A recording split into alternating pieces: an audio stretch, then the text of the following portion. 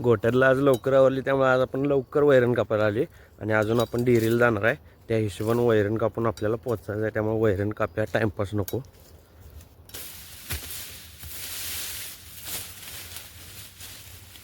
आणि आता एवढी गडबड करायला म्हटलं काय तर विषय होणारच होता. आला हातावर वेळा.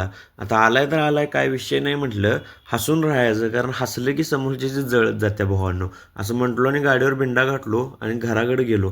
घरातनं जायचं होतं डेअरीला, डेअरीत जायचं होतं पप्पासनी कंपनीत दूध द्यायला. तेवढं दिलो आणि घरातल्याशी जरा बाहेरचा नाश्ता पाहिजे होता, त्यामुळे बाहेरचा नाश्ता घेतला. की काय डिग्गीत बसना घालायचा मी प्रयत्न केलो, तसंच दिला घरातल्यासनी. तिथनं गेलो वाडा आणायला. 2 गावं पलीकडनं जाऊन वाडा आणले, कारण वाड्याचा तर तुटवडा आहे. शेणाची बुट्टी वाट बघालती, त्याला उकिंड्यात नेऊन टाकले आणि ह्या सगळ्यात वाजलेलं 5. त्यामुळं पोरगीला जरा खेळूया म्हटलं. आणि आता गोट्यात दूर केला आहे संध्याकाळचा आणि गोट्यातला आवरायचं आणि दीदीचा आलता फोन की रात्री किती पण वाजलं तरी न्यायला यायला लागते. रात्रीचं 1 वाजला आहे आणि मी दीदीला आणायला चालले.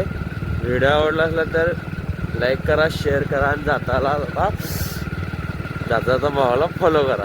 थंडीमुळं जांभळाली मी, जाता भावाला फॉलो करा.